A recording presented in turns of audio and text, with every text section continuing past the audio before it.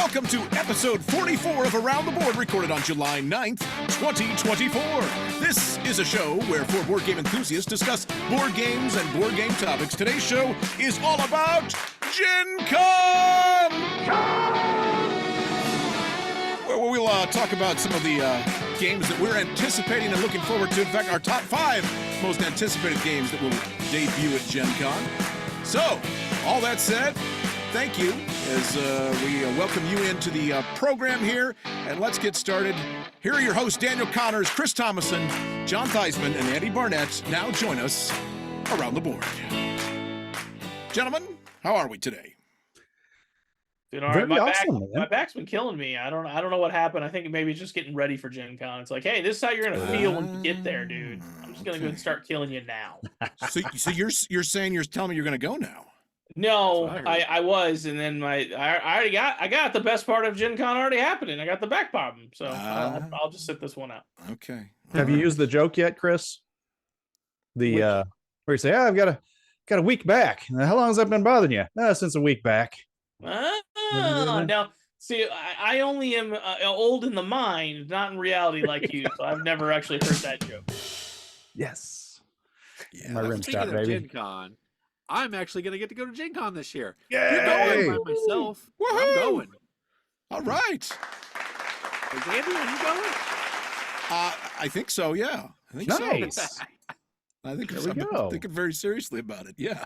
I love that us two are planning this vacation together because neither one of us really is proactive with anything. So it's going to go well. Yeah, well, it's going to go not great. normal. I mean, I'll let you know the day before it starts if I'm going or not. So yeah, and I just expect we're going to sleep in your car. And yeah, absolutely. Why not? Why not? We're going to get con cred anyway, right? So that's right. Might as well share it, and we can use the board games we buy as pillows. So did you say pillows? Pillows. He did say pillows. Pillows instead of pillows? Yes. Pillows. Pillow. Don't know how I talk. That is incorrect, sir. That is incorrect. You guys are going to be wearing your Around the Board shirts if you go, correct? Yes. Well, Daniel will be wearing his blue one, and I will be wearing my managerial shirt. If you remember correctly, you guys had your colored t-shirts on, and I printed up a black polo shirt with the logo on it. So I looked like the manager, and you were my employees. Yep, that's what it looked like. All right. It sure did. Like, yeah, that's a great idea, Andy. Sometimes. Thanks. We do all the work, and you just watch us go, yes. Mm-hmm. However, it wasn't even that. His wife actually made them, and then he didn't even do the thing that she worked on. It was ridiculous. I wore the green shirt at least one of the days. I gotta admit, his color is green, and that is a pretty atrocious color to wear. Thank you. It's very bright. I'm sorry, Irish people. My bad that Daniel's a bigot. I apologize. Oh, here we go.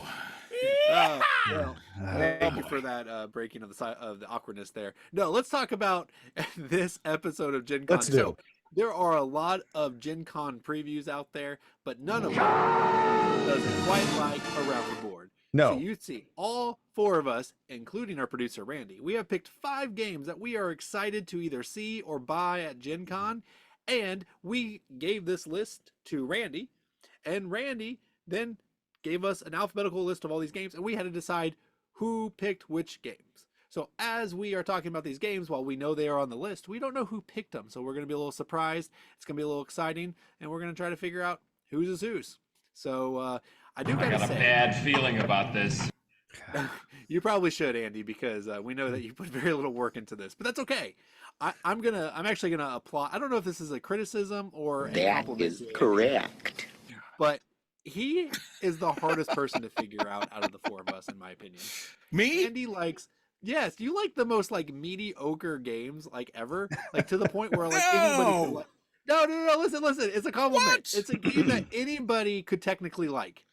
You like those games where I'm like, give me an example of what you're talking about right now. Well, I will as soon as they come up if I'm right.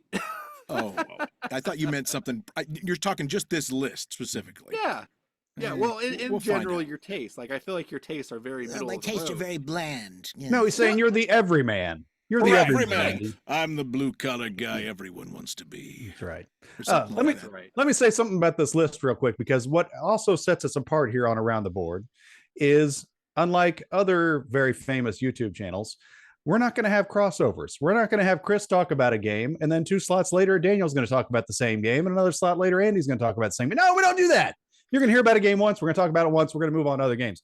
Because if we had any crossovers, we call them right crosses. We knock them out. They get knocked out. And so you have to have another game set aside that's going to step up into that spot. That's not a joke. That's for real. We also like to have our games just like we play them just once. There you go. Play them again. Talk about them once, play them once, moving on. When you said we don't have crossovers, I thought you were going to say we don't allow cross talk. And I was going to be like, that'd be terrible. That is the whole point of our show is cross talk. No cross talk. All right. Don't give me any of your back talk. You. I cannot talk to Daniel, but I can talk or Thagno talk. Not cross talk. Well, should we get this? Should we get this train on the tracks, guys? Let's try. Let's do it. Let's start with number 5.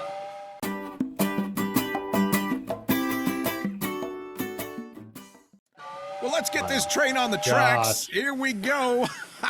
People are here for one reason, and that is to play the game. My number 5 is going to be Landmarks. Landmarks. How many of you thought this was my game? I can't remember. Nobody got it but me. That's right. You all didn't think I would pick a party game, did you? But I did. And why? Because it looks really interesting, and I'm always looking for more high player count game because I have people over at my house quite a bit. So I was looking for something for non-gamers, easy to play, and something unique. And this one plays 2 to 10 players. It is published by Floodgate Games. The designer would be Rodrigo Rigo.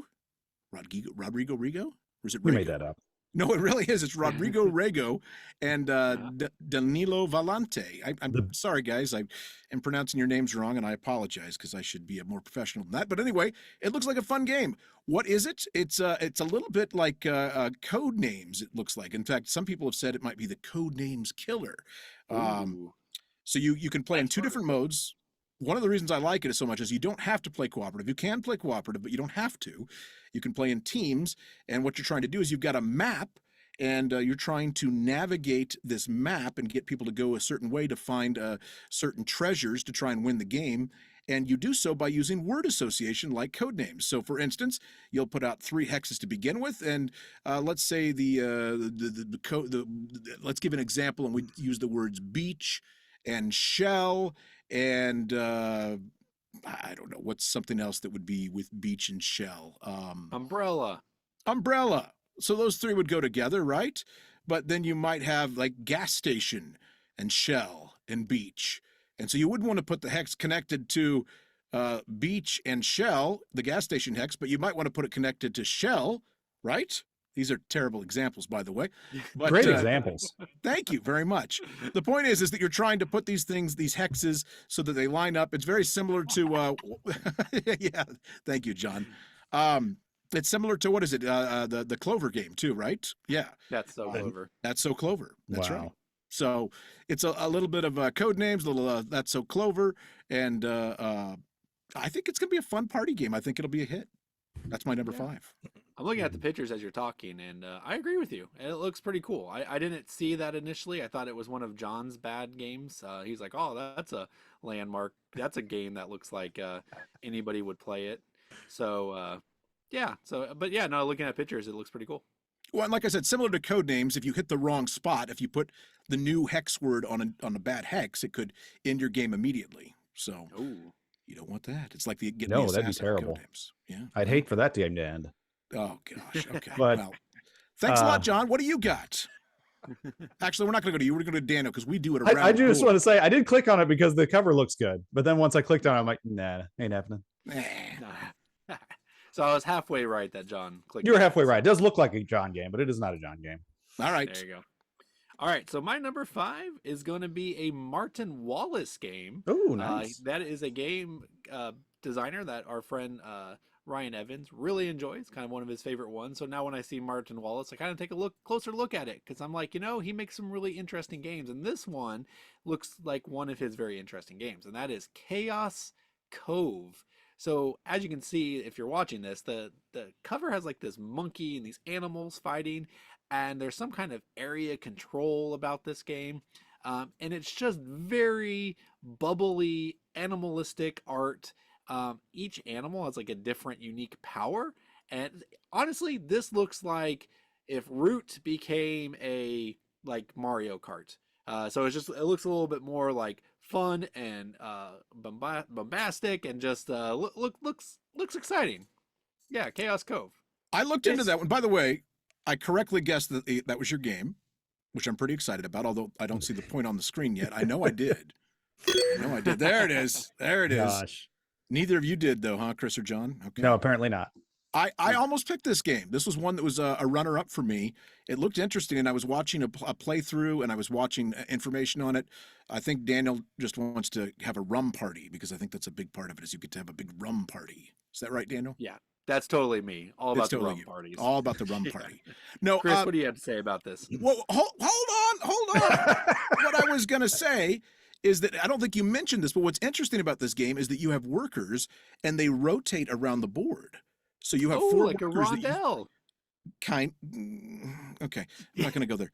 Or Daniel. So there's four. There's actually, if you've played a 4-player game, I believe there's 16 unique workers, and so in round 1 you'll get to use a certain 4, and then you'll use the next 4, and they all have different powers, and they rotate around the board so that everybody can use them at different times, which kind of sounded like a unique mechanic. The only bad thing I may have heard about this is that it may last a little longer than it should. 2 hours. What do you guys think? Have you guys looked at this one? What do you think? Go ahead, Chris. I was just gonna say, and I'll get into it more when I go my first game here in a moment, but this couldn't look less like a Martin Wallace game to me. True. It's true. So we'll leave it there. Which is why I was excited for it. A lot of people. I'll explain why I didn't know this game existed when it gets to me. A lot of people said they were turned off by the box art. Well, here, speaking of that, I looked at it and I immediately thought it was like a knockoff King of Tokyo. And so I didn't really dive into it. But see, this is why this show is interesting. This is why this show is helpful, because people that have gotten that first impression, and then they're like, oh, that's a different game than I thought it was. Like this, I didn't know it was that in-depth of a game. I thought, oh, it's King of Tokyo 2.0. I don't need that. Well, moved on. You combine that artwork, and for whatever reason, the name Chaos on it makes it sound like, oh, this is some goofy. Yeah. Oh, exactly. Game. Yeah. Well, that was my number 5, Chaos Cove. John, what about you? Well, I don't know why you're saying me. I don't know how you know mine is next, but mine is next. My number 5 is Happy Home, and I'm sure nobody guessed that was mine, because that is so not a John game. But it's like a great one. I've got Dream Home, and now if I get this one, I'll have Happy Home, but it's completely different than Dream Home. Daniel, this one has a true rondelle. You're moving your little wooden piece that looks like a person. I don't know if I'm allowed to say anything other than that. And you move it around to different parts that you can put in your home. You have 4 rooms in your home. You've got a kitchen, a bedroom, a living room, and something else. And they have requirements that they have to have in there. They all have 3 requirements, and you have other things you can put in there to make them score. And it just looks really cool. You're designing your little home, and you can end when you want to. Like if you end first, you get the welcome mat that's worth the most points. So you can just like cut your losses. Like, I don't think I'm going to get everything, so I'm going to do that. Boom. That'll give me 3 more points than I would have had. And then, so it's a lot of like, staring down everybody for a standoff or whatever when it gets towards the end of the game. Looks really cool. Looks like it's fun, snappy, cool. It's a little bit of a polyomino in that your pieces have to fit in the room, but they don't like have to chunk together. You know what I'm saying? And there's different rules for placing them that will score you more points. So yeah, Happy Home looks like a winner. Did you guys look at this one or see it at all? I didn't see it until you picked it. I thought it was Randy's, but I actually liked this idea once I looked into it. I was like, this looks cool. It also is, the designer is Matthew Dunstan, and he did the Guild of Merchant Explorers, which I actually really enjoyed. So I'm actually down for this one, John. If you want me to pick it up at Gen Con, I might want you to. We'll see. By the way, I'm batting 1,000. I knew this had John's name written all over it just by the artwork on the front there. It looks like an old John type game. That means it must be Chris next. That's right. Because we go around the board, John. You said you were confused and surprised that you knew it was you, and that's impressive. After 40 some episodes, he'll figure it out. Right. All right, I'm just jumping straight into this one. I don't even know. Okay, well, actually, I'm not jumping right into this because I need to give some backstory, a little story time with Chris. Do we have time for that? So I approached my list like I do Gen Con. Okay, I just walk the floor, and if this image of it catches me, I stop, I take the 10 seconds, like, oh, now does the board seem interesting? Okay. Take another 10 seconds to read the little sheet. Okay. And then maybe I do the demo. That's a lie. I never do the demos. But because that's just, what am I doing? What am I doing? Anyways, so that's how I did this. So I just went on BGG, looked at all the games coming out in 2024, and just started scrolling down. And if it, for some reason, the art or the name, and mostly the name, jumped out at me, then I looked at the art. And this one, I mean, the name, I don't know why it grabbed me. The art did, because I was like, cool, fantasy. I love fantasy. Role play, just overall fantasy as well. And then I saw the best designer of all time, The Good Doctor. Like, duh, it's a duh. So immediately it was on the sheet. And then I'll explain more about how I chose games as we go along as well. Oh, did I never say it? You never said the game name. Oh my gosh. Okay, it's Rebirth by Reiner Knizia. I apologize. I thought I led with the name and then backtracked and did the story time with Chris Bebe. So yes. If nobody got that but me, you guys are fools, because I knew right away as soon as it was a Reiner Knizia game that Chris would get his man crush on. Hey, I got it right. That one. Actually, but that was a beautiful one. Like, I'm a little surprised that's the Martin Wallace game or a Reiner Knizia game he went with, because there were uglier Reiner Knizia games on that list. That's true. He probably didn't get that far. That's what I was gonna say. That plays into also my qualifiers of what games I picked, and it also is. I'll talk about it more as we go, but it literally is how I approach Gen Con.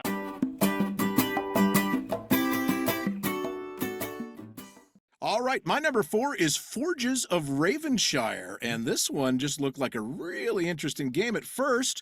The artwork maybe threw me off a little bit, but then I started doing a little more research into it, and I thought, hey, this looks like it could be some fun, because you're forging different armor and different weapons and different things, and it looks very interesting. It's designed by Sam Stockton, who I believe has not really done a whole lot. He's a new designer, or newish. It's published by BA Games, and what else can I tell you about it? It plays 1 to 4 players, about a 50 to 100 minute playtime. It's got a 2.67 complexity rating on BGG, and I thought it looked really cool. And I confess that I went and looked at some of the reviews. It struck me as an interesting game. So what's really interesting about this game is it was on someone's list last year. And I thought it was yours, Daniel. It was not. I remember seeing this game thinking it was hideous. That's what it was. Maybe it was Andy who picked it last year. I thought it was Randy, and both times I was like, how did you guys think this cover looked cool? It's like a badger with his tongue like, additionally, I gotta jump in here right now, because I was baffled. I was like, I feel like this game's been out forever, because I remember the badger and the hammer and everything like that. There's no pictures on BGG for this game except the box-ish art. It's just an image. It's not even actually a box. See, if you it's its second Gen Con to be introduced at. So I think this is like the original like punk in board games. Like we're all being punked that this is a game. Yes, I think you're right. If you go down and if you look into it and you look at some of the reviews, there's other videos and stuff on BGG that they'll show you what some of the components look like, and it looks like it's going to be pretty dandy. I'm excited to check it out. I agree. The box art's not great. Does it look better than that print and play Christmas game that I showed all the pieces to in one of our episodes? Yeah, that was terrible. Terrible. Yeah, not quite that bad. Okay. All right, Dan. All right. Yeah. Well, my number 4 is this cover looks incredible. That is exactly what sold it to me. And also the publisher, Bitewing Games. They're pretty cool too. But this game is called Spectral, and it has let me click on this real quick. I have a breakdown here. Hold on. By the way, one of the big things we about this show that's so cool is we guess whose game it was. Did you guys guess that was my game? No, I thought it was Daniel's, because I thought he had it last year. Okay. I thought it was Randy, because I thought you thought he had it last year. So Spectral, Spectral does look cool. So mine's Spectral. It's a worker placement and a deduction game at the same time.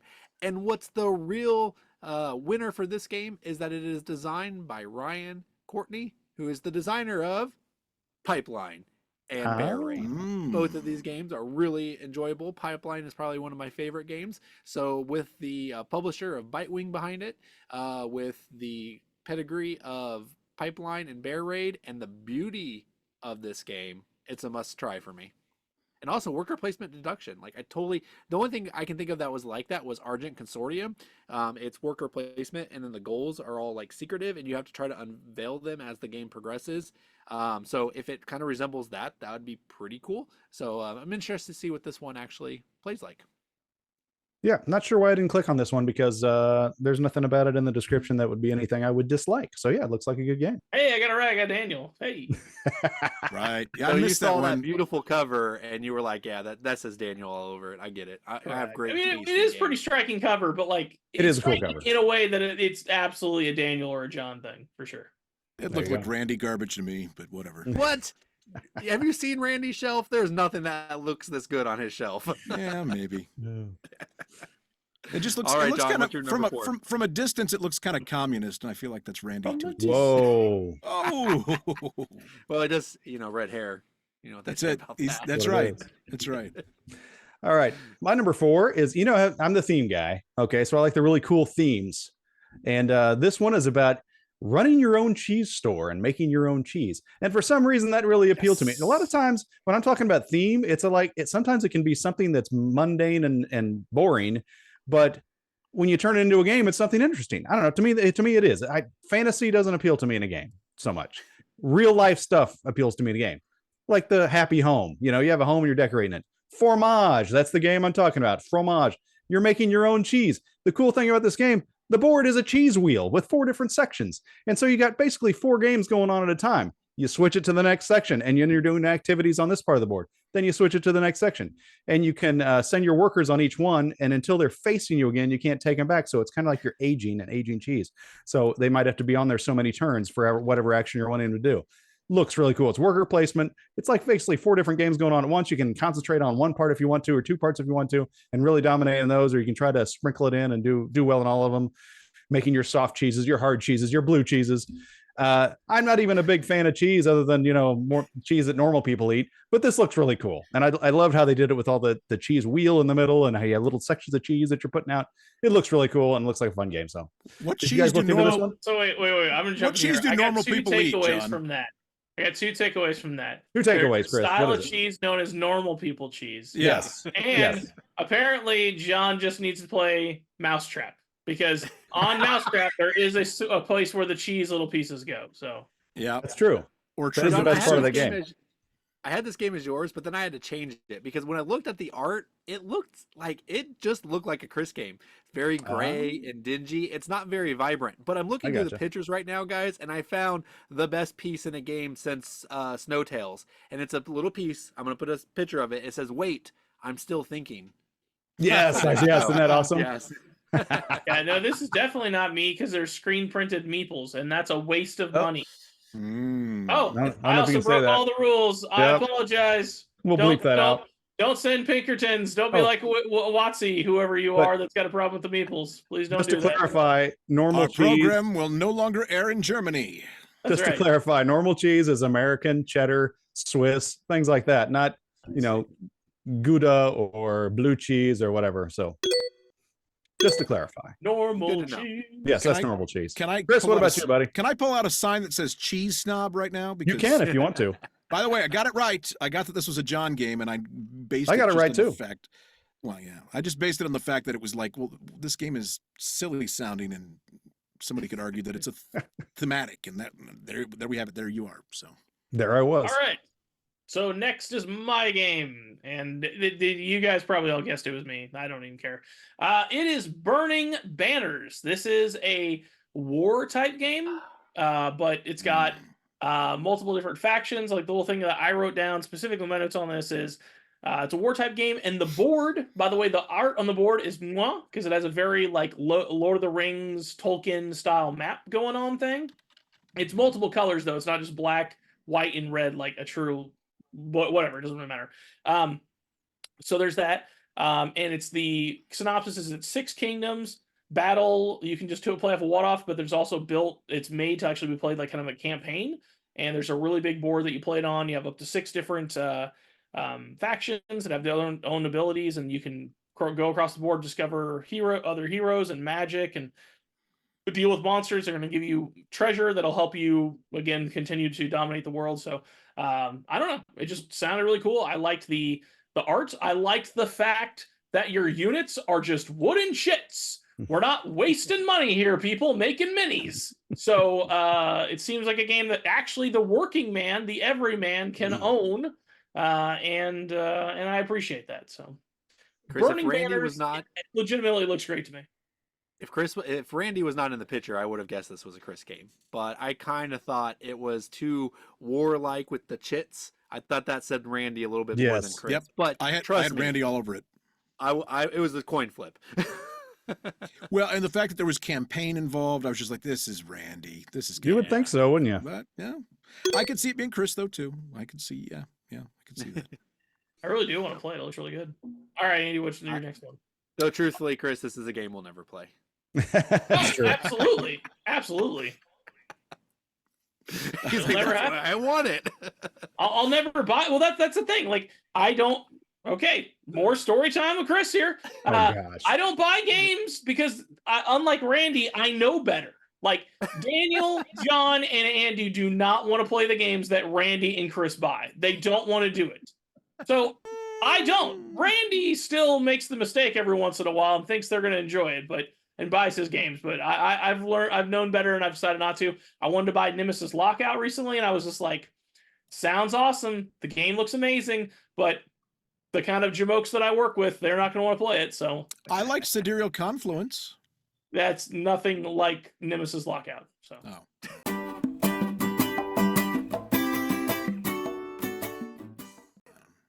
All right, but it's your game. That's what I meant. It's your game. Is it your number 3 though, Andy?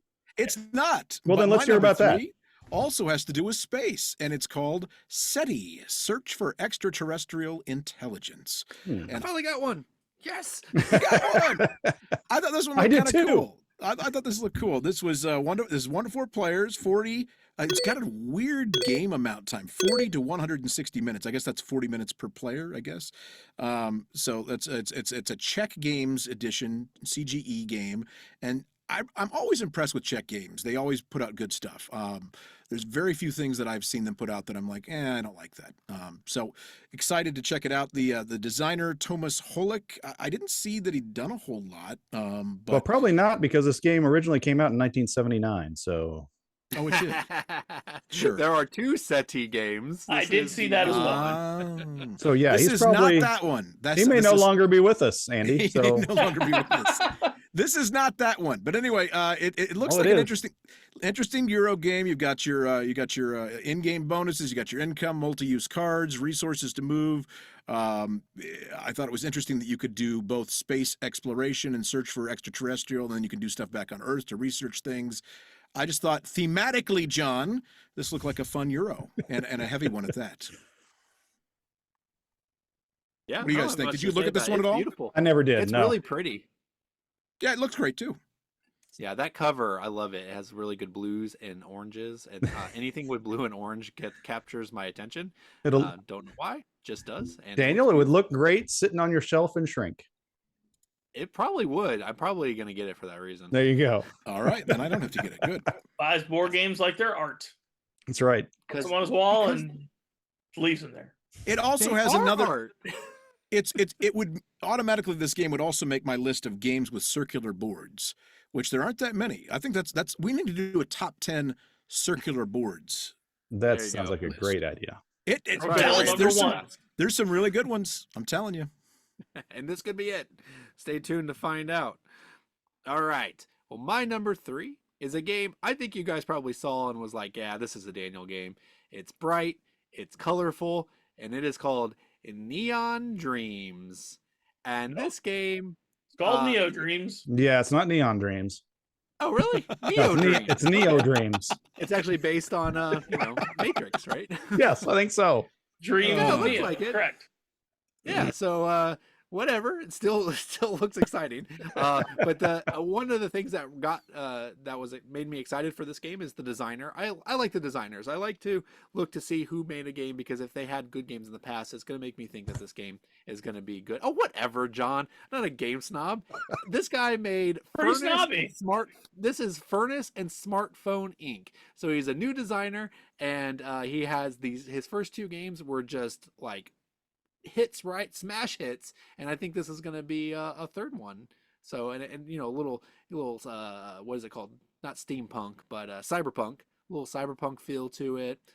You get to do some bag building and drafting. Like, this looks up my alley. I'm kind of excited to see this one. Apparently, you get to walk across a foreign planet in your pajamas, according to the box art. Yeah, But so Daniel, he woke up. Daniel, I forgive you. He woke up and saw the Matrix, man. He's in I'll his forgive bed you. and then There, he sees the colors are world. like neon on the box, so yeah, that is a little misleading. Neodreams, but it looks like it's Neon Dreams. So yeah, It looks a little bit more like Arthur Dent. I don't know who Arthur Dent is. no, Really, Chris? The name's familiar, but I can't place it. Oh gosh, Richard you guys. Dent's brother. I want everybody in the comments to give Richard them Dent. crap for this. Okay, it's not Richard Dent. It's Arthur Dent, who is from Hitchhiker's Guide to the Galaxy I've never seen it. and leaves Earth in his pajamas. Come Okay. on. Okay. All right. I do He know didn't, what he you're didn't talking have a about. towel, and that's what threw me. Okay, fair point. Fair point. There you go. All right. Well, John, what do you have? Well, my number 3 is another thematic Euro game. This one's which is basically what Fromage was, and this one is Kyoto no Neko. And Chris Why'd had you mentioned this before. Did you pronounce that the, correctly? I believe so. What? I mentioned this game? No, but you mentioned how you couldn't care less about having a game with cats because you're not a cat person, and there's so many Oh, cat. yes. And this is me too, though. I'm not a big cat guy either. Oh, but- I looked at this game. This is the one where the cats explore something. I'm sorry, right? Andy. Go Whose ahead, name is go this? Who's ahead. talking? Thank you. Go ahead. So in Kyoto no Neko, you play a kitten, and you're going to be going around modern day Japan, and you have to fulfill different objectives. Sometimes it might be to steal food from another cat. Sometimes it might be to save some lost kid or something like that. So it's these fun little innocent stories, but it's in a Euro game. And so it has that Euro feel to it, but it's got this cool thing about going around Japan and doing all this fun stuff. So I don't know. It sounded like a fun game that would be approachable for people with a Euro feel to it. And so something I got to at least try out. I don't know if this would be one I would want to buy, but I got to try out. I got to see what's happening with Kyoto no Neko. That just sounds amazing. You've always wanted to tour Japan as a cat. This is true. Okay. As long as I've known John, he's always told me that. Chris, someday I'm going to go to Japan and tour it as a cat. As a cat, for crying out loud. That's when you see the real Japan. That's the sell speech, right? Like, Oh, right. okay. Oh, But I as get a cat. Yes. It's like the cat suit that Mario wears. Yeah. Yeah, there you go, if that helps you. Sure. But I'm I don't more- know. That's 3, and then he does have a whatever. Yeah, he's a cat suit in Super Oh, Mario. do people think this was mine though? I didn't see. I didn't hear anybody's reaction. I did not. I nailed this one. Okay, good job. I mean, it was you or Chris. Just kidding. Obviously, I felt like this was the most obvious John pick of the entire Okay. list. Really? I looked at it, I was like, this is just insane. It's either Andy is trolling us or this is John's. I picked you, Daniel. I figured you'd pick something dumb. So and I picked Randy. So there you have it. Fair. that was a mistake. He wouldn't pick something dumb. All right, I should get extra points for that, Randy. Access allies. Anyways, all right. My number. What are we up to? 3. 3. We're on 3 is Cyclades. However you pronounce it. The game has been out for a long time. Cyclades. Legendary. Cyclades. It's kind of like 2.0, which again is not on brand for me. Okay. But I never played the first one. I think Daniel owns the first one. I've wanted to always play it. We've never actually got it at the table. But this is like apparently like the 2.0 version. It's got some miniatures, but whatever. But yeah, apparently it's kind of a 2.0 version because it adds an additional god, and there's it's a little bit more to it. Who couldn't use another god? Come on. Correct. Well, I mean, there's a lot of them for them back in the Greek and the Romans, right? So why not have some Those people? those people back then? Correct. But yeah, so I don't know. That's all I can say. It's a classic, or at least a classic game, so to speak. Been talked about for a long time and highly regarded. And it's 2.0 version, which is usually not on my purview. But again, since I was doing this based on what would I do if I was a Gen Con. since I've never got to play Cyclades in the first place, hey, it's right there at the booth. I'm gonna sit down and find out what's going on. So, yeah, Cyclades 2.0 or Legendary Edition. That's my game. Chris, don't feel bad you didn't have much to say about it because I was plenty to say about a game that's already been out. We're good. Hey, that's fair. Yeah.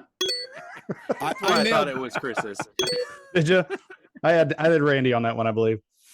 I nailed this one as Chris because again, it's a revision of an old game, and I was like, oh, this has got to be Chris. Yeah, definitely Chris.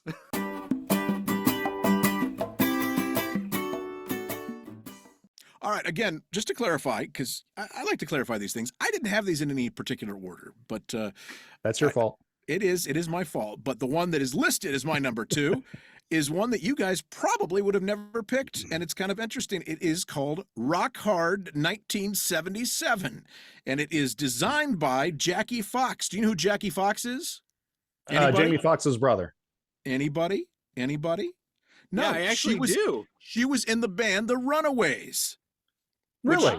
Had the famous song Cherry Bomb. She's an Okay. actual rock star. Wow. And she designed this game, and she's also into board games. So How awesome. how cool is this? You've got a rock star and a board gamer that designed this game, and it looks really thematic. I'm surprised this wasn't a crossover that was on John's list, actually, because I thought for sure this would be way up at the top for John. But I looked at it, and I thought, you know what? What I really liked is I liked the components. The components are really cool. You've got knobs from a soundboard that adjust your different things. It's an amp, really. It looks like an amp. An amp, yes. That's right. So it looks like you can. And it goes up to 11. It does. It goes up to 11, which is amazing. And so what's cool about this is it looks like you do different stuff. You're a struggling artist. It looks like you do different stuff during the day as a day job. You play concerts. You're trying to make your way up in the rock world. And I just thought it seemed like a really cool thematic game. Other things that I like about it, it's got some mechanics I like. Set collection, variable player powers can be interesting. Worker placement, of course, I'm a big Euro guy. And this is 2 to 5 players, plays in 45 to 90 minutes. So it's right in that wheelhouse of a medium game. And as far as complexity, it's right there too at a 2.5. So I want to check it out. Rock Hard, 1970. I had to ask, how was this not on John's list? Well, that's what I was going to explain. This was a knockout for me. Like, I had this on my list, but I was like, Oh, really? on there, even though I know John has it on his list. Ah, that was the one that you had on there for that. What? Okay. Yes. Well, here's the thing. It's on my honorable mentions, and it almost made it on my list, but I couldn't have 2 of the same theme I'd thought on my list, and so I put another one on my list, which we'll get to. But Rock Hard looks amazing, and it's there's the funniest thing about Rock Hard is yes, you're playing a band member in 1977, and so you're doing all these different things. One of the things you can do is buy and consume candy, and candy gives you a sugar rush. So maybe you can go all night long and do some big performance. But if you have too much candy, you have to dry out and get your sugar levels down. So the candy, it looks like real candy things that you get. Oh, it's hilarious, man. I saw a description. Yes, Andy, and it's from Devere Games. It's got to be great. The whole thing looks amazing. The paper money, it has paper money in it. That looks amazing. It's like, it makes you want to use paper money. It looks really cool. I don't know if I'd go that far, but yes, it does look cool. And Yes. Are you not supposed to use the paper money with the candy? maybe not. Wow. Roll it up All right. and sniff some. Well, John, I guess you'll you be could. happy to know, and maybe Andy. I'm gonna try to pick this one up. I mean, Andy, if you want it, that's fine. But if you don't grab it, I'm gonna grab this one. This one definitely. It looks cool. exciting. And It looks amazing. But to your point, John, what is interesting is I saw somebody in the comments say that they were like, I want to see a real one about rock and roll in the 70s, because apparently this is a family-friendly version, because Well, it is some of the candy. things that rockers did in the 70s will Well, not be yeah. included in this game. Yeah. Like That's eating true. way That's too much true. candy. Yeah. That's right. Way too much. That might be allegory for something. Yes. All right. All right, Well, what do you my got, number Daniel? 2 is I will admit that this game is kind of ugly. Didn't look too great, but it looked like it was chunky and heavy enough that I'm like, yeah, I got to give this one a try. And this one is called Doggerland. Doggerland. I don't know how to pronounce it, but apparently that was the continent in 15,000 BC. And you are just a seriously? tribe of Neanderthals, the ancestors of Philip. Philip Panzer. And Yeah. that's right, Philip Panzer. And it's tile placement and worker placement. But again, I always have to give a shout out to either publishers or designers. This is the publisher Super Meeple. and they distributed games like Arc Nova, Gaia Project, and Anachrony, and Obsession. So with their eyes for games they like to produce, or not to, but to distribute, I'm excited to play one that they're going to actually produce, and this one looks pretty cool. Well, and what's interesting, this actually made my list as well, Daniel. And it was right on the border, and it looks interesting. It's only available in French. It's a French game. Oui. There's hardly any reviews that are English. It's mostly all French stuff. So it looks really interesting. I mean, Super Meeple is French. I think they're a French distributor. Oh, come on! Surely there's. Why would they be in Gen Con without an English version? Well, no, there's going to be an English version, but so far there's only been French. Oh, okay. And it actually came out last year. It did. So it did. I think it debuted at Spiel last year. So then I think in 2 years it'll qualify for the Spiel Kinderspiel. Jar. That's right. Yes. That's right. That's right. So I think I had that one. I actually had that one as Daniel, so I feel good. I finally got a little bit of a score. You said you didn't know how to pronounce it, but it's French, so I wonder how do you pronounce Doggerland? Dugolon. Dugolon. Yes. Correct. Yes. So this was a hard pass for me just on name alone. I was just like, Doggerland, that's the worst name I've ever heard in my entire life. Yep. Like I just kept going. I was like, what? Like, even if this is about dogs, like, even that's a terrible name. Like a nice real like foofy, fun family friendly game or like about dogs or something. Like, well, then call it Dogland, not Doggerland. There you go. But even if you'd pronounce it to me in French, I'd been like, that's pretentious, but at least I'd been interested. But Doggerland, like, good gravy. That's a terrible Chris, name. that What's was up, dog? offensive to Philip's ancestors, and I think you should It would be. apologize. And honestly, so again, quick story time with Chris. I'm not even going to go into it, but if for some reason we ever like have a live meet and greets, AMA panel type thing, we will tell you the story about. Oh, I hit my mic there. Sorry about that. We will tell you the story about Philip and his ancestors being Neanderthals, but it's too long for the show. So. It's Gosh. Maybe it's amazing. It's a fantastic story. It's an inside story. Yes. All right. Well, John, what's your number 2? My number 2 is it did the right cross and knocked out Hard Rock 1977 off my list, which obviously, or Rock Hard, my bad, which was obviously on my list, but this one has a rock and roll theme too, and it's called HiFi. And I don't know if any of you looked into this one. When you look at the pictures, it does not even look like it's a board game. It looks literally like a sound mixing thing with a turntable. And I believe the turntable is like an action selection wheel where you're turning it and it might be limit what the next person can do. Like you turn it to a certain spot and they can only turn so far or whatever. So it's awesome. You're here doing your turntable and you're mixing your little boards and stuff. And what the theme is, like somebody discovered like a half an album's worth of music from someone like the Beatles. And so they have a side A and you guys need to put together a side B. So you're trying to put the best side B album together for this, surefire hit album that's going to come out. So that's what you're trying to do is produce music. And so I loved the theme. I love the components. And so I couldn't have 2 rock and roll games on there. And so this one looks so much different. And I thought somebody else might still have the Rock Hard one on there. And I was right, but I thought it was Daniel. So I went with HiFi. And this is one that I think it's supposed to come out here at the end of July, like before Gen Con. So it might be one, if it's actually at retail, I might get it before you guys even leave and go to Gen Con, but we'll see. You couldn't have 2 rock and roll games. Well, not on the list. I would own them both, but I didn't want them both on the list. It's because your mama don't dance and your daddy don't rock and roll. Is that why? I don't know. Maybe. Oh, okay. So I will say on BGG, there's like a few photos and stuff like that. And there's one where there's like a photo of 4 people standing in front. And it's a parody of Rolling Stone. It's Ruling Book. But the funny thing is the caption says, "Why the Meeples Reunited." So they decided to not worry. They weren't worried. They were worried about Rolling Stone, but not about the Meeples. Yeah. So that's kind of funny. Well, it just Good means they point. can't release it in Germany, so we'll see. Yeah. That's probably what it about is. that. Yep. Very cool. Well, Chris, what do you got, man? Yep. All right. So my next one is, and I will just try to pronounce this. It's because I know I'm getting it wrong, but a Guest of Robin Hood. Randy's. You and Randy have 2 similar taste. You both like ugly games. I had to just Gotta Randy's say. too. I had it as Andy's until he. So the reason I chose this one, Yeah. the reason I chose this one is because apparently, according to the description, apparently it's like a streamlined coin game, and I've never played any of the coin games. I've always wanted to and see what they're about. So it's a 2-player streamlined coin game. I was like, interesting idea of the theme of Robin Hood. I mean, it's definitely better than Alice in Wonderland. Every game about the Alice in Wonderland is trash. So, Robin Hood, there's a good chance with it. Again, like it's like a streamlined coin game. I was like, hey, that sounds like a winner. So I'm just walking down Gen Con. Oh, hey, gosh. this game's interesting. That's why I picked it. I can totally see this being a Chris game just by the cover. I'm like, oh yeah, it's all black and dark and people huddled around a little fire like some fantasy thing. Yeah, that's a Chris game. I can see it now. Absolutely.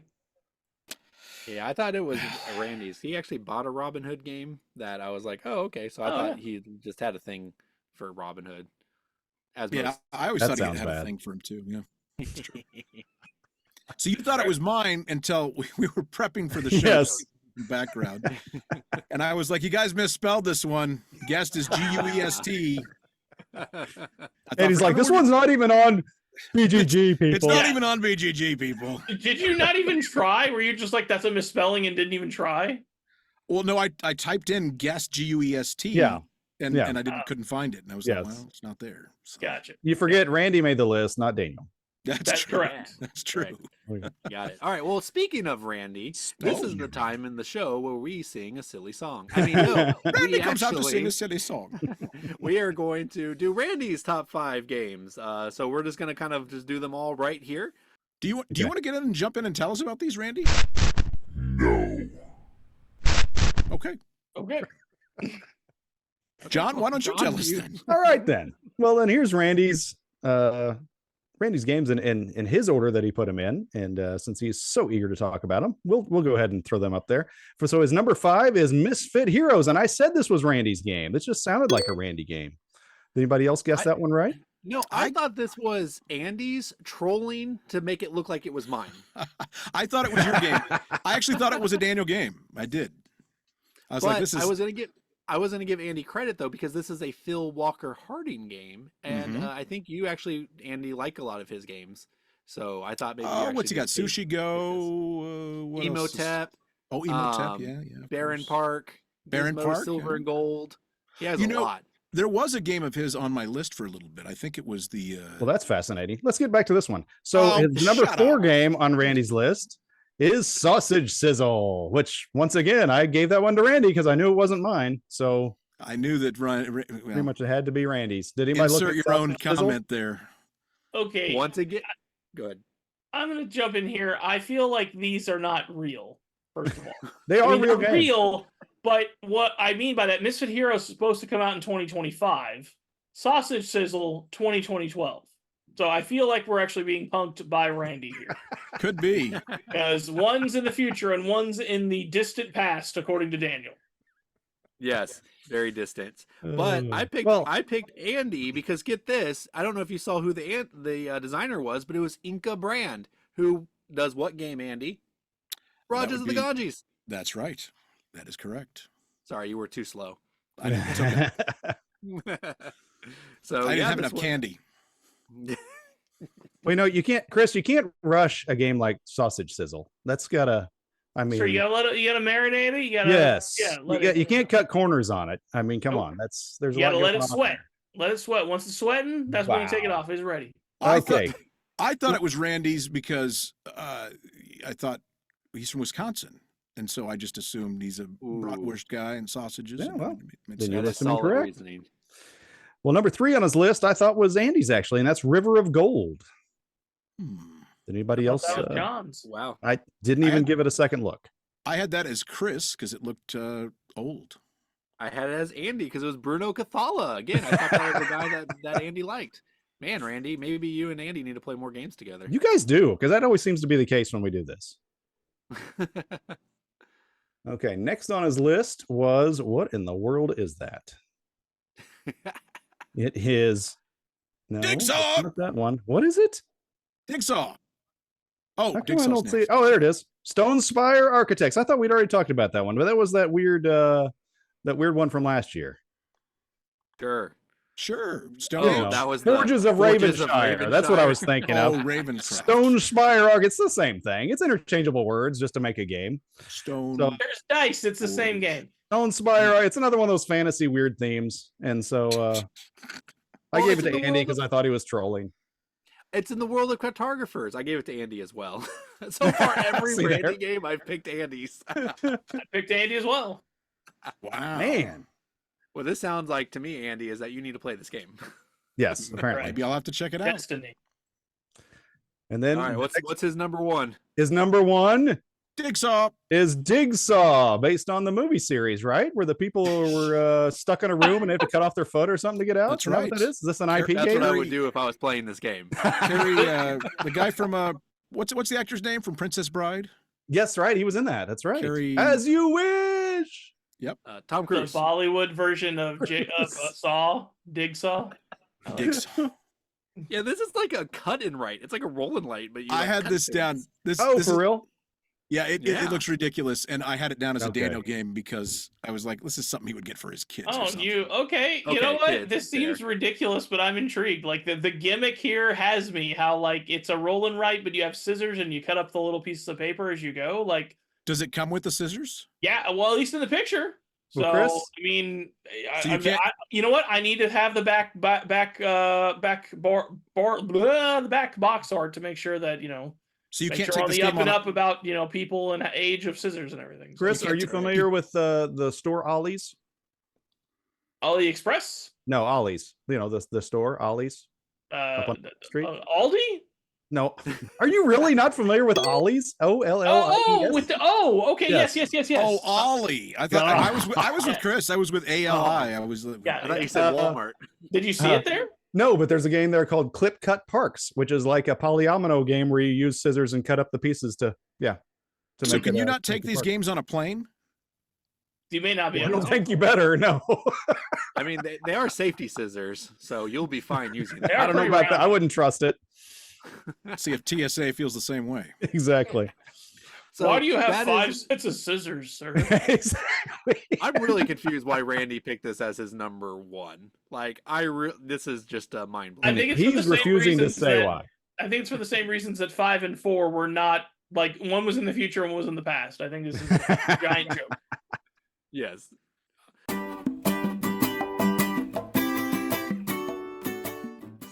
All right. Well, I'm for let's some go number back to the ones. more serious list. now. Yes, the serious. I'm going to go with my number one. And you know what? This probably would have been my number one on the list, even though I didn't officially submit it as such. And that would be Mistwind. And this game just looks gorgeous. And normally I don't pick a game just based on art, but this art looks great. The components look amazing, and I've heard it's got great gameplay. It's going to be area movement, pickup and delivery, also worker placement though, network and route building, hand management, a little bit of everything. 1 to 5 players, 75 to 120 minutes, 3.09 complexity. This is by Adrian Adamscu and Daryl Andrews, and let's see, published by First Fish Games, which is a pretty small company, isn't it? Anyway, this looks really amazing. This looks like a lot of fun. And to be honest, I was lacking in games with whales. Fun. Oh, No, I was lacking in games with whales on the land ever since I sold my copy of what is that game? Tsukunumi, Full Moon Down. Tsukunumi Full Moon Down to Daniel with the Yes. whale people. So I didn't have any You know what's- whales, and now I've got whale minis again. now you have whales that fly, apparently. It's true. I love his Oh, sales no. speech. Tsukunumi Beautiful, Flying incredible Whales, too. art, awesome components, and I've heard it's actually pretty fun. Yeah, I had this That's as a where Chris we're game. at, But people, see- in our but see- community. but Awesome that's- art, awesome components, and no, actually playing the game doesn't seem like I want to murder myself doing it. You would So be sweet. you would be amazed how many times those 3 things don't come, or those 2 things don't go together. There's so many games that look great and play terrible. What do we call those? All of the games that I don't own. Anacornucopia games. Oh yes, they have Cornucopia. Yes.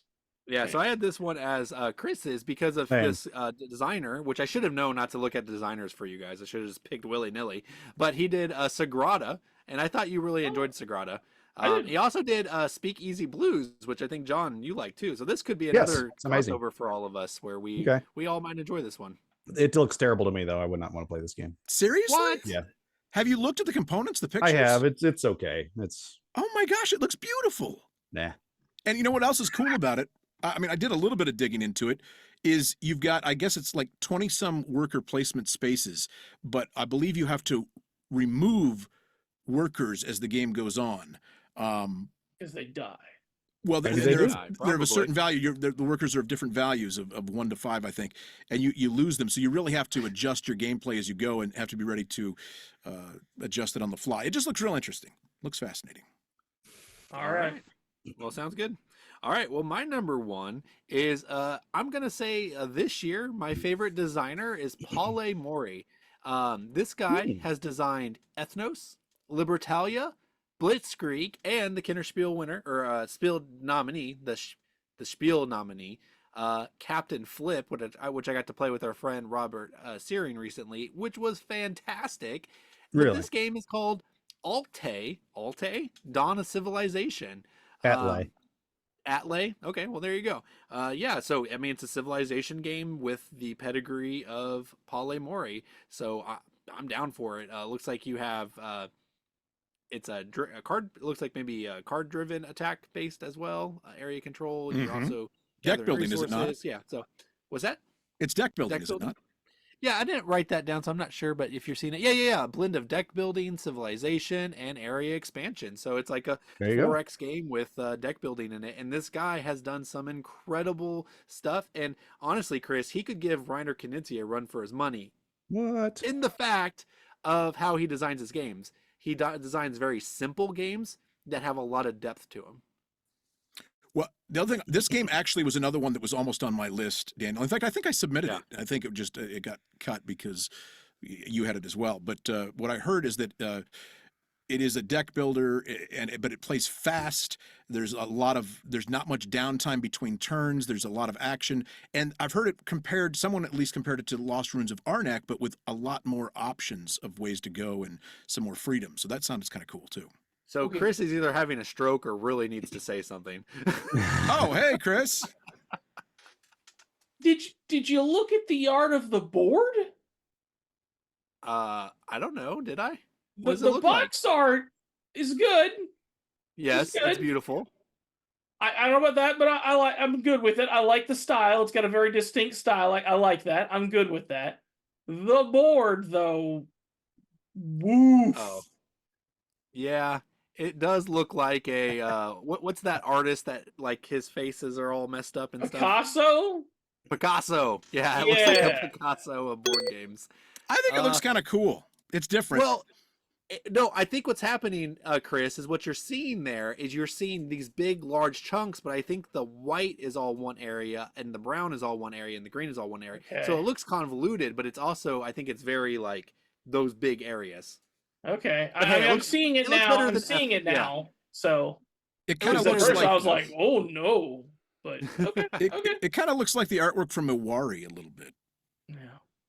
Okay. Yeah. Okay. I don't know. I'm intrigued by it. This guy has made some incredible stuff. Just noticed Ares is publishing it, and they do a lot of area control stuff. So yeah, excited for this one. I think this one could be a real winner. I'm definitely gonna run to get this one if it's for sale. Actually, I don't think this one is for sale. Bummer. But I hope I got this next one right. We'll get it when it comes out. I thought for sure that was a Chris game. I just saw Civilization. I'm like, that's a Chris game. But hey, you know, I really actually like those 4X games. I'm actually a big Civilization guys. It's like 2-player skirmish games or like in card games are like my thing. And then also big combat-y games. Those are like my two things I really enjoy that I don't get to play very often because I'm not good at them. All right. Been trying to play my number one and see or whatever was with you forever. Which one? Oh yeah, I know exactly. I need to get it out, but they're always so big and intimidating. But I want to play it. I do. I will. Speaking of big and intimidating, John, what's your number one? Thank you, Andy. Andy, you're gonna make sure I get my time in before he talks over me. All right. So my number one. I don't know if I've ever been excited about a game like this, and I don't know how long. And I can't believe this wasn't a crossover with Daniel. And my game is Lords of Baseball, and it's got this bland-looking box cover. But I'm like, baseball game, like early baseball. Let me check this out. Oh my word, does this game look good? It's an economic Euro based on owning a baseball team. And you can play 3, 5, or 7 years from like 1910 to 1917 or whatever. And your individual board looks like a scoreboard from a place like Fenway Park. And it's a dual layered board that looks like a scoreboard that you keep track of all your stuff on.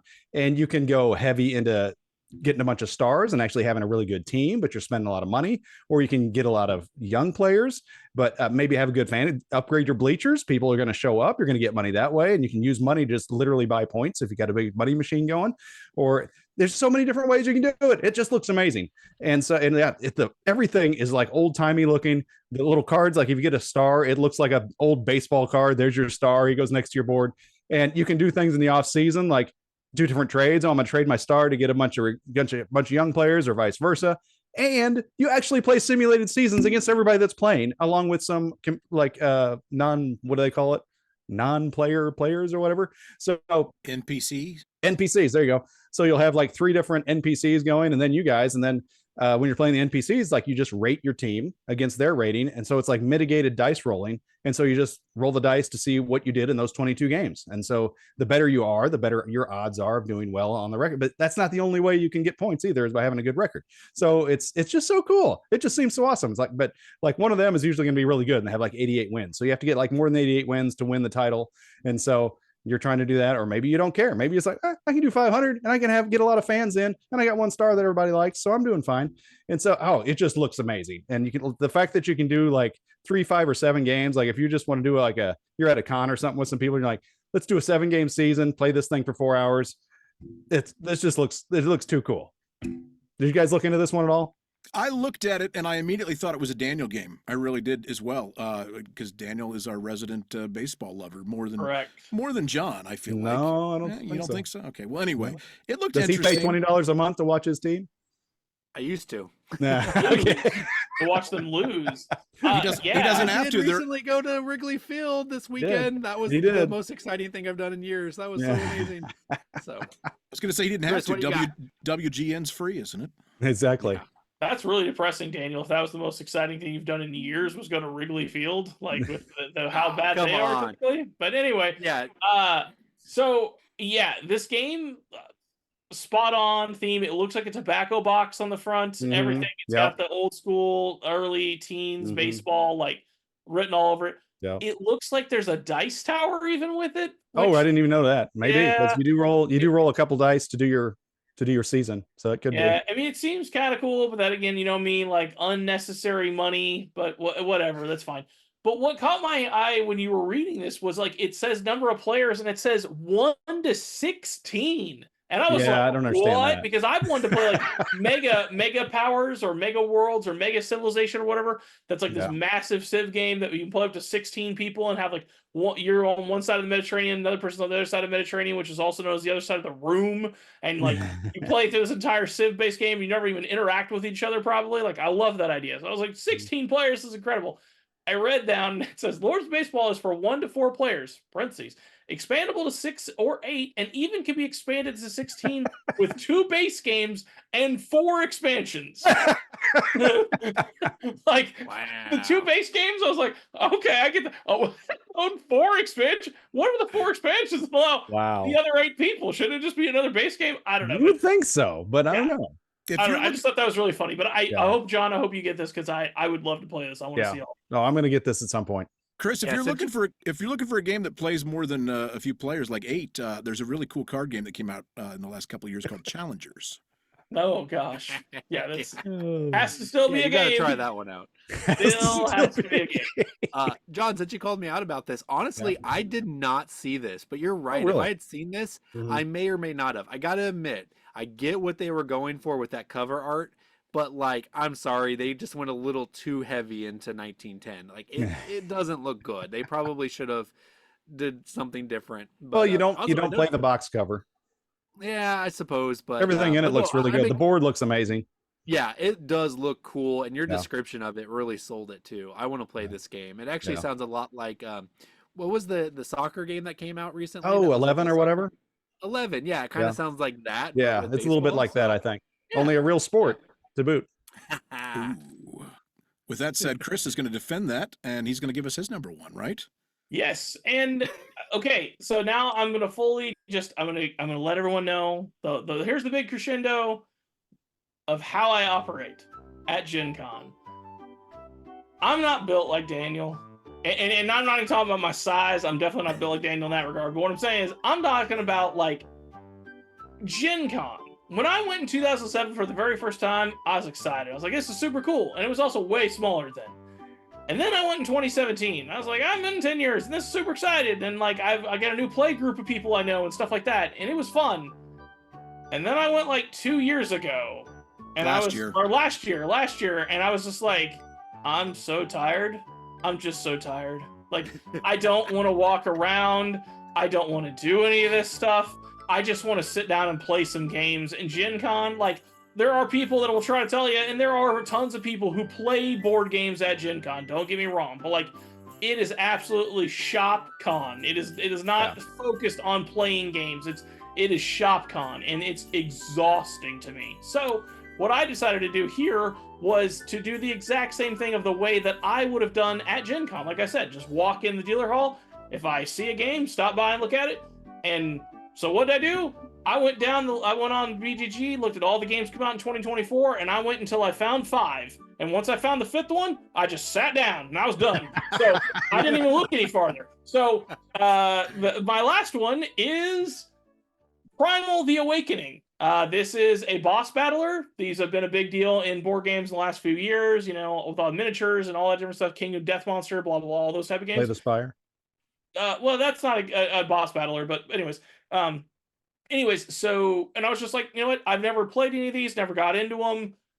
King of Death Monster, I have varying feelings on that game anyways, so I was just like, I'll give this one a go. It looks pretty cool. Just want to see what all the rage is about with these boss monster battlers, because I don't know, it's just interesting to me that it's just the boss, right? You don't have any like build up dungeon or tiles or anything. You just straight fight bosses over and over. And I was like, I'm not sure that even sounds fun to me, but people have been talking about enough that, again, if I was walking to the dealer hall, I saw this one set up, I'd be like, all right, let me stop and just see what this is all about. So, Primal the Awakening. Yeah, that cover art. Actually, I think that one was on Dice Tower's best cover arts. Like they did like a little competition or whatever. Yeah, I think it was, because that's just like a very intimidating like dragon with the small guy there. Really, it's a cool looking cover. I'll give you that. Yeah, I didn't know you were so interested in trying a boss battler, though. I didn't know you were into that type of thing. That's the thing. I'm not really, but like they just keep making them. Like Kingdom Death Monster again seems really, really super interesting for certain things, and then also very not interesting for other things. But like, it wasn't just that. Like, they just people keep pumping them out. Now that's with anything, right? You can find one thing that's super popular, and then everyone tries to mimic it. But like, yeah, I don't know. So maybe this is a mimic that'll fail because of Kingdom Death Monster. I don't know, but I was like, I just want to see what they're all about. So because again, in my brain, that doesn't sound super fun. Just jumping in straight to fight a guy, and then we fought him. Okay, let's get new armor and fight another guy. Like, I don't know. This just sounds so like Chris, where he's like, well, this is the type of game that I really don't like, but they just keep making them, so I guess I have to play one. Absolutely. Got to give them a go. There has to be something going on here. So, it's funny that you say that. Chris is very persuadable, isn't he? He's all old man and stuck in his ways, but you're like, well, everyone's doing it. I might as well. If I want to play a game, it better be this game. That is the thing. It's so funny. Like, I'm so passionate and so animated and hyperbolic about the things I say, because I don't know, I have an opinion, and I have a feeling for a reason, but I'm also willing to listen to other people's opinions. Like, you got to sell me on why I'm wrong, but like, I'm willing to listen. So like, here, it's like, it doesn't sound like fun forever, but they keep making them. So sure, let's find out what this is about. That's it. Well, this was fun. We got the scores tallied up here, it looks like. Well, how about Andy? Do you have any honorable mentions just to go through real quick? If there's anything you want to talk about? Sure. Yeah, let me throw in a few honorable mentions. Please. So one that I thought about that I thought one of you guys would pick up is looks like a crunchier Euro. It is by the creator of Distiller, Luthier. It's about that looked good. That looked interesting. Yeah, about violinists. It was on my short list. It was. Same. Another one that I had on a possible list is Cities, which is by Phil Walker Harding as well. Another De Beer game. Yeah. Another Devere game that kind of looked like it reminded me of. The only thing I was unsure about with that one is it was just going to be a retread of like tiny towns and Quadropolis and these suburbia. I actually didn't like the components. They were like these hokey little plastic pieces that just didn't look great. It actually the cover was beautiful. I looked at the pieces and I was like, oh, those pieces are just like gaudy. Like they weren't good. But I want to try it out because it's got a lot of good reviews. So we'll see. Yeah. And then this one I wanted to like just on the name alone, but nothing tells me that it would be any good. And that is Lumberjacks with rocket launchers. Yes. That did look good. That was the one they put on there just for the name. Exactly. All right. Well, my honorable mentions is a game that we've talked a little bit about in the past, and that's River Valley Glassworks from our friends at Altay. I think I backed it on Kickstarter. No, you didn't. There was a time where my card was out of service, and I'm not sure if this one got paid for or not, so I don't know if I'm going to receive it. So that was on my list. It's a Spiel winner. It's gonna be nominated for the Spiel. This is a game that everyone's gonna be talking about, and I would love to have it in my hand sooner than later. The other one I have on here is Ziggurat. So this is a family game, but it is by Rob Daviau and Matt Leacock. Rob Daviau of Legacy fame and Matt Leacock of Pandemic fame. So these two guys got together and made a brand new game for the family, and it's a Legacy family game. So actually very interested in that one. Okay. For obvious reasons. Two things there real quick. River Valley Glassworks, I just heard great news from for Allplay that it's going to be picked up by Target. So it's going to be a Target game this year. So they said they might actually see the base version there before, or a little bit before the Kickstarter gets shipped. But if it is, it's not going to be much before, and it's not going to have all the upgraded stuff. But cool, that's really awesome for them. That's a big win for those guys. Yeah, and it's also kind of funny that now that you guys are doing your honorable mentions, it's all games that I was interested in. So that's kind of cool. Do we cover all your honorable mentions? Yes, mine are Adulthood, which looks really cool. It's if you're familiar with the game Pursuit of Happiness, which it's where you're basically just playing through your life and using time as a resource. Adulthood looks like it does basically the same thing, but it does in a lot less time and might be a lot more straightforward, a lot more streamlined. So that's one I'd probably be interested in. It's more card based. It looks really interesting. Foundations of Metropolis, which is like a smaller version of Foundations of Rome, and where it's not, instead of the big buildings, it's just cardboard tiles that still look cool and they still fit into a 2-layer board and you're in the box and everything. So you still just pull it out, you're ready to play, just like you do with Foundations of Rome, but it's going to be a little more user-friendly or a little friendlier on the pocketbook. So, but it's a Metropolis, obviously, instead of Rome. So that's the other difference to it. But I think it plays pretty much the same as Foundations of Rome. Yeah, I heard it's the same game, just affordable. Yeah, pretty much the same thing. But yeah, those are the two big ones I had still on my honorable bunch. The other one was River Valley Glassworks, which I was sure Daniel was going to talk about. So, Chris, what else you got, buddy? Well, all I got is a dishonorable mention, and it's Malem, MLEM Space Agency. I don't know anything about this game other than on the cover, it's a bunch of astronauts that are cats, and apparently it's a family-friendly game. And, I just got to bring it up here.